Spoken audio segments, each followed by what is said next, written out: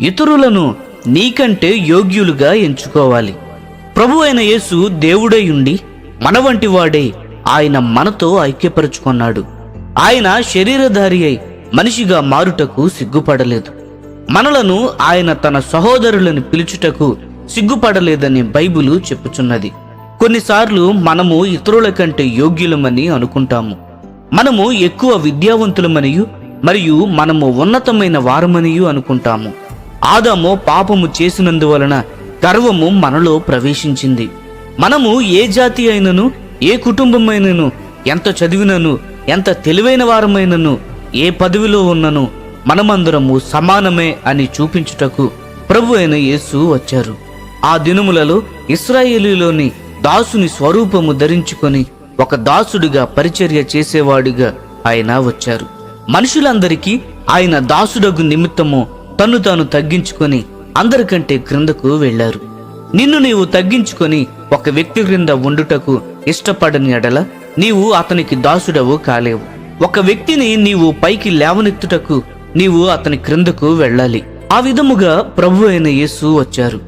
మన మనస్సును క్రీస్తు వంటి మనస్సుగా మార్చుటకు, అనగా ప్రభు అయిన యేసు ఎలా ఆలోచిస్తారో మనము కూడా అలాగే ఆలోచించినట్లు మనలను చేయుటకు పరిశుద్ధాత్ముడు వచ్చాడు. నీవు ఒక్కడివే ఉన్నప్పుడు నీ గురించి నీవు ఏం ఆలోచిస్తావు?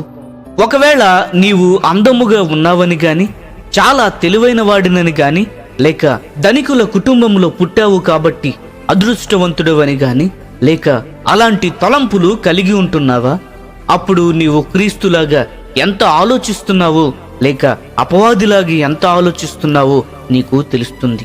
నీవు ఇతరులతో పోల్చుకొని గొప్పవాడివని అనుకుంటున్నట్లయితే, అంటే లూసిఫరు అపవాదిగా మారకముందు తలంచినట్లే నీవు కూడా తలంచుచున్నావన్నమాట.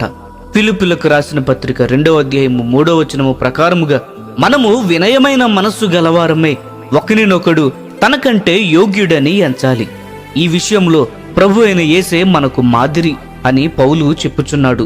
పరిశుద్ధులందరిలో తాను అత్యల్పుడునని ఎఫెసీయులకు రాసిన పత్రిక 3వ అధ్యాయము 8వ వచనంలో పౌలు చెప్పియున్నాడు. క్రీస్తు దీనత్వము చేత పౌలు ఎంతగా పట్టబడ్డాడంటే విశ్వాసులందరిలో తనను తాను అల్పుడుగా చూచియున్నాడు. మీరు వినయమైన మనస్సు గలవారై ఒకరినొకడు తనకంటే యోగ్యుడని ఎంచుకొనవలనని ఫిలిప్పీలకు రాసిన పత్రిక 2వ అధ్యాయము 3వ వచనంలో బైబిలు చెప్పుచున్నది. ప్రభు అయిన యేసు ఎల్లప్పుడూ ఇతరులను తనకంటే యోగ్యులని తలంచేవారు. అందుకే ఆయన కడరాత్రి భోజనమునకు ముందుగా బకెట్లో నీళ్లు తీసుకొని శిష్యుల పాదములు కడిగి ఉన్నారు. ఆ రోజులలో బానిసలు మాత్రమే పాదములు కడిగేవారు. మీరు ధనవంతుని ఇంటికి వెళ్ళినచో ఆ యజమాని అనేక మంది బానిసలను కలిగి ఉండేవాడు. ఆ కాలములో ఒక బానిసను కొనుక్కునేవారు. అతనికి జీతము ఇవ్వబడదు. దాసుల కంటే కూడా బానిసలు తక్కువ స్థాయిలో ఉండేవారు. ఒక అతిథి ఇంటికి వచ్చినప్పుడు అతని చెప్పులు తీసివేసి అతని పాదములు కడుగుట బానిస యొక్క బాధ్యత. ఎప్పుడైనాను విందు ఉన్నట్లయితే అక్కడ ఎల్లప్పుడూ నీరు సిద్ధముగా ఉండేది. ప్రభు అయిన యేసు మరియు శిష్యులు గదిలోనికి వచ్చినప్పుడు అక్కడ ఆతిథ్యం ఇచ్చేవారు ఎవరూ లేరు, కానీ నీరు మాత్రము అక్కడ సిద్ధపరచబడింది. కానీ ఇప్పుడు ప్రశ్న ఏమిటంటే, వారి పాదములు ఎవరు కడగాలి? మరియు శిష్యులందరూ ఇలాగూ అనుకుని ఉండవచ్చును, మంచిది, నేనైతే ఆ పని చేయను. యేసు ప్రభు వెళ్ళిన తరువాత నేనే నాయకుడిగా ఉంటాను, కాబట్టి ఆ పని నేనెలా చేస్తాను అని పేతురు అనుకొని ఉంటాడు. మంచిది, నేను బాగా చదువుకున్న అకౌంటెంట్ను కాబట్టి నేను శిష్యుల పాదాలు కడగలేను అని మత్తయి అనుకొని ఉండవచ్చును. కాబట్టి ప్రతి శిష్యుడు తాను ఏదో ఒక విషయంలో ఇతరుల కంటే యోగ్యుడను గనుక బానిస చేసే పని నేను చేయలేనని అనుకొని ఉండవచ్చును. ఒక పని జరగకపోయినా పర్వాలేదు. అప్పుడు యేసు ప్రభు పళ్ళెంలో నీళ్లు పోసి శిష్యుల పాదములు కడుగుటకు మొదలుపెట్టారు. ఎందుకని? మీరు నాకంటే యోగ్యులని ఆయన చెప్పారు. వీరు ఆయన కంటే ఏమాత్రమూ ఆత్మీయులు కాదు, మరియు ఆయన అలా భావించలేదు. అయినప్పటికీ వారు యోగ్యులని ఆయన ఎంచారు. ఆయన నిజముగా వారికంటే తాను ప్రాముఖ్యము గలవాడుగా ఆయన అనుకొనలేదు. ఆయన తనను తాను దీనుడుగా చూపించుటకు అలాగునా చేయలేదు. కొందరు తాము దీనులమనియు ఇతరులకు చూపించుకొనుటకు చేస్తారు. అది వేషధారణ. దేవుడు దానిని ద్వేషిస్తారు. యేసు ప్రభు యథార్థముగా ఉన్నారు. తన పరలోకపు తండ్రి ఎదుట ఏమీ కాని వాడిగా ఆయన ఉన్నారు. అదే నిజమైన దీనత్వము. దేవుని ఎదుట ఏమీ కాని వట్టివారముగా ఉండుట, నేను వట్టివాడను, నేనేమై ఉన్నానో అదంతయు నీవే చేశావు. నిన్ను తెలివైన వాడుగా ఎవరు చేశారు? దేవుడు చేశాడు. మానసిక ఎదుగుదల లేకుండా అనేక మంది పిల్లలు లోకంలో పుట్టుచున్నారు.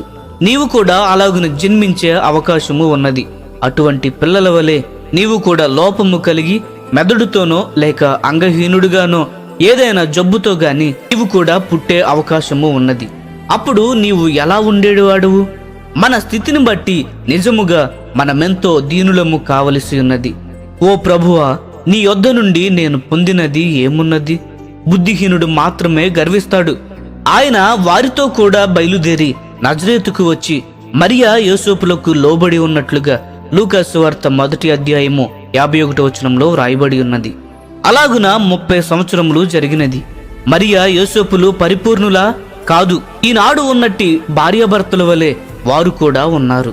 అప్పుడప్పుడు పోట్లాడుకునే ఒక సామాన్య క్రైస్తవ కుటుంబం గురించి ఆలోచించండి. మరియా యోసేపులు అలాగే ఉన్నారు. వారు ఎన్నడూ పాపము చేయని పరిపూర్ణులు కాదు. అక్కడ పరిపూర్ణులు ఎవరూ లేరు. వారు సంపూర్ణులు కాదు కాని పాపులు. వారికి సమస్తము తెలియదు. అయితే వారి ఇంటిలో పాపరహితుడు, సంపూర్ణుడు మరియు ఎన్నడైనను ఒక్క తప్పు కూడా చేయని యేసు ప్రభువు ఉన్నాడు. కాబట్టి ఎవరు ఎవరికి లోబడాలి? యేసు ప్రభువుకే మరియా యోసేపులు లోబడాలని మనము అనుకుంటాము కదా. పరిపూర్ణులు కాని మరియా యోసేపులు పరిపూర్ణుడైన యేసుకు లోబడాలని మనం అనుకుంటాము. కానీ అది అలాగునా లేదు. పరిపూర్ణులు కాని తల్లిదండ్రులకు ఆయన లోబడి ఉన్నాడు.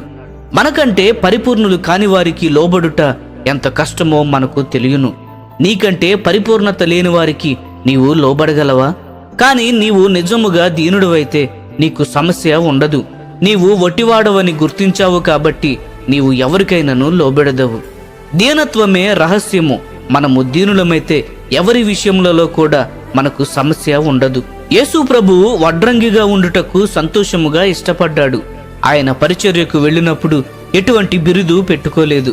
ఆయన ఎప్పుడైనాను రెవరెండ్ యేసు అని పిలిపించుకోలేదు. ఆయన సేవించుటకు వచ్చినటువంటి ప్రజల మీద పదవిని గాని ఇక ప్రజల నుండి బిరుదును గాని ఆయన కోరలేదు.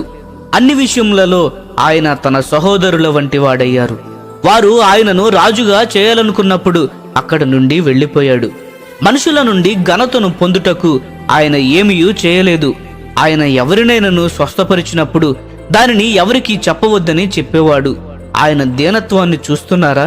మహిమంతయు తండ్రికి చెందాలని ఆయన కోరాడు.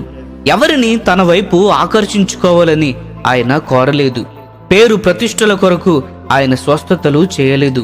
ప్రియమైన స్నేహితులారా, మనుషుడు ఏ విధముగా జీవించాలో అనే దానికి మనము ఎంత మంచి మాదిరి కలిగి ఉన్నాము. ప్రభువైన యేసులా మనము కూడా జీవించాలి. ఈ సందేశములు మీకు ఆశీర్వాదకరముగా ఉన్నట్లయితే లైక్ చేయండి, సబ్స్క్రైబ్ చేయండి, అనేకులకు షేర్ చేయండి. మీ విలువైన అభిప్రాయములను కామెంట్ రూపంలో మాతో పంచుకోనండి.